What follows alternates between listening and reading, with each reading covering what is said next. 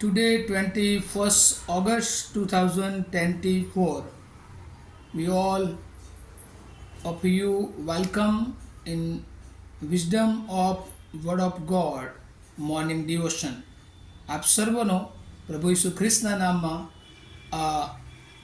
Wisdom of God morning ડિવોશનમાં આવકાર કરવામાં આવે છે.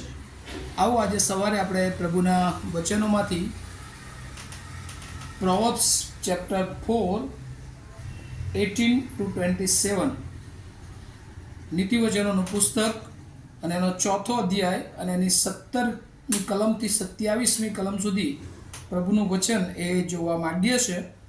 અને પ્રભુનું વચન આપણને આ પ્રમાણે કહે છે, કેમ કે તેઓ દુષ્ટતાને અન્ન તરીકે ખાય છે અને જોર જુલમને દ્રાક્ષારસની પેઠે પીવે છે, પણ સદાચારીનો માર્ગ પ્રભાતના પ્રકાશ જેવો છે, જે મધ્યાહન થતાં સુધી વધતો ને વધતો જાય છે. દુષ્ટોનો માર્ગ અંધકારરૂપ છે, તેઓ સાથી ઠેસ ખાય છે તે તેઓ જાણતા નથી.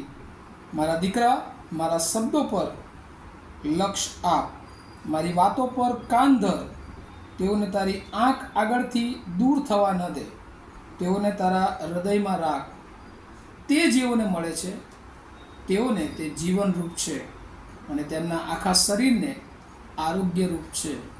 પૂર્ણ ખંતથી તારા હૃદયની સંભાળ રાખ, કેમ કે તેમાંથી જ જીવનનો ઉદ્ભવ છે. આડું મોઢું તારી પાસેથી દૂર કર અને હઠીલા હોઠ તારાથી વેગળા રાખ. તારી આંખો સામી નજરે જુએ અને તારા પોપચા તારી આગળ સીધી નજર નાખે. તારા પગનો માર્ગ સપાટ કર અને તારા સર્વ રસ્તા નિયમસર થાય. જમણે કે ડાબે હાથે મરડાઈને જતો નહીં, દુષ્ટતાથી તારો પગ એ દૂર રાખ. અને અહીંયા બહુ અદ્ભુત રીતે પ્રભુનું વચન એ ચોથો અધ્યાય એની 17મી કલમ સુધી આપણે ગઈકાલે જોયું હતું. અને એમાં આપણે ખાસ જે પ્રમાણિકતાનો માર્ગ અને દુષ્ટતાનો માર્ગ, હવે જ્યારે આપણે પ્રમાણિકતાનો માર્ગ અથવા તો જ્ઞાનનો માર્ગ જ્યારે પસંદ કરીએ છીએ ત્યારે એ આપણું જીવન છે એવું આ નીતિવચનના પુસ્તકના લેખક એ વચનોમાં જણાવે છે. આજે સવારે એમાં એક સ્ટેપ આગળ વધતા, જો આપણે પ્રમાણિકતાનો માર્ગ એ પસંદ કર્યો છે, સદાચારી, કારણ કે જ્ઞાની હોવું એટલે શું?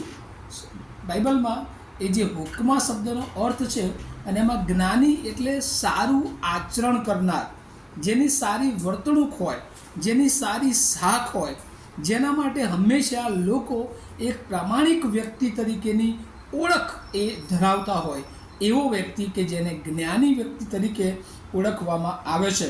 અને અહીંયા 17મી કલમ કહેશે, કેમ કે તેઓ દુષ્ટતાને અન્ન તરીકે ખાય છે અને જોર જુલમને દ્રાક્ષરસની પેઠે પીવે છે, પણ જેઓ આ સદાચારીના માર્ગને એ અપનાવતા નથી, એ પસંદ કરતા નથી, એ જ્ઞાનને સ્વીકારતા નથી, તેઓ દુષ્ટતાના માર્ગે જાણે કે જાય છે. અને અહીંયા લખવામાં આવ્યું છે, સદાચારીના માર્ગ માટે એક ઉદાહરણ આપવામાં આવ્યું છે કે તે પ્રભાતના પ્રકાશ જેવો છે, જે મધ્યાહન થતાં સુધી વધતો ને વધતો જાય છે.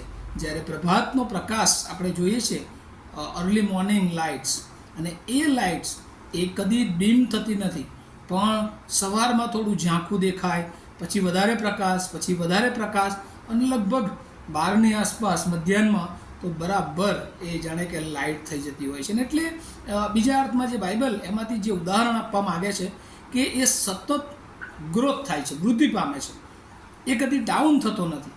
અને એવો જ માર્ગ એ જ્ઞાનીનો માર્ગ છે, એવો જ માર્ગ એ સદાચારીનો માર્ગ છે કે જે સારું આચરણ કરે છે એ હંમેશા પોતાના આત્મિક જીવનમાં, ઈશ્વર સાથેના સંબંધમાં હંમેશા વૃદ્ધિ પામે છે. અને એના સંપર્કમાં આવનારા પણ પ્રભુના વચનોમાં, પ્રભુની પ્રાર્થનામાં અને આત્મિક જીવનમાં સતત એ વૃદ્ધિ પામે છે. અને એટલા માટે અહીંયા જે fathers wise instruction to their ચિલ્ડ્રનમાં આગળ વધતા એ કહે છે કે મારા દીકરા, મારા શબ્દો પર લક્ષ આપ અને મારી વાતો પર કાન ધર. તેઓને તારી આંખ આગળથી દૂર થવા ના દે, તેઓને તારા હૃદયમાં રાખ. અને એટલે વચન, જે ઈશ્વરનું વચન, જે મા બાપની આજ્ઞાઓ છે, એને હંમેશા આપણે આપણા જીવનમાં આપણી આંખો આગળથી, આપણા હૃદયની આગળથી આપણે દૂર થવા ન દઈએ. કારણ કે ઘણી બધી વાર કેવું થાય છે ને, આપણે કોઈને પ્રેમ કરતા હોય, આપણું જે વહાલું સ્વજન હોય, તો એ હંમેશા બધા જ પ્રસંગોમાં આપણી આંખ આગળ હોય છે, આપણા હૃદયમાં હોય છે. ક્યારેક કશીક જરૂર પડે અને તરત જ આપણે એમનો કોન્ટેક્ટ કરીએ છીએ. અને એવી જ રીતે કહે છે કે જે લોકો સદાચારીનો માર્ગ છે, જે વચન છે, એ પોતાના હૃદયમાં એવી રીતે ઠસી રહેવું જોઈએ. તેઓને જીવન મળે અને તે તેઓને જીવનરૂપ હોય છે. અને એ કહે છે કે જો આવું આપણે સદાચારીવાળું જીવન જીવીએ છીએ તો એ આપણા શરીરને પણ જાણે કે આરોગ્ય રૂપ છે. પૂર્ણ ખંતથી આપણા હૃદયની સંભાળ રાખવાની જરૂર છે, કારણ કે ત્યાંથી જ એ જીવનનો ઉદ્ભવ થાય છે. અને એટલે હંમેશા આપણે આડાવડા માર્ગે ન જઈએ, પણ હંમેશા પ્રભુના બાળકો તરીકે સદાચારી, સદાચરણ, સારી વર્તણૂક, બોલવામાં, વિચારોમાં પોઝિટિવ, અને હંમેશા આપણા શબ્દો દ્વારા બીજાને એ હંમેશા ઉત્તેજન મળે એવા જ શબ્દો આપણે ઉચ્ચારીએ. એવું જીવન આપણે જીવીએ કે જે બીજાને નમૂનારૂપ જીવન તરીકે તેઓ લઈ શકે. અને એ દ્વારા પ્રભુનું વચન જે ઘણા બધા બાબતોમાં એ જુદી જુદી જગ્યાએ વચનો લખવામાં આવે છે કે આપણી રૂઢિકરણી જોઈને તેઓ પ્રભુ ઈસુ ખ્રિસ્તની પાસે આવે. અને આ જીવન ઈશ્વરે તમને મને આપ્યું છે, અને એ જીવન તમારા અને મારામાં સતત વૃદ્ધિ પામે, એ જ મારી આજની પ્રાર્થના અને શુભેચ્છા છે. પ્રાર્થના કરીએ.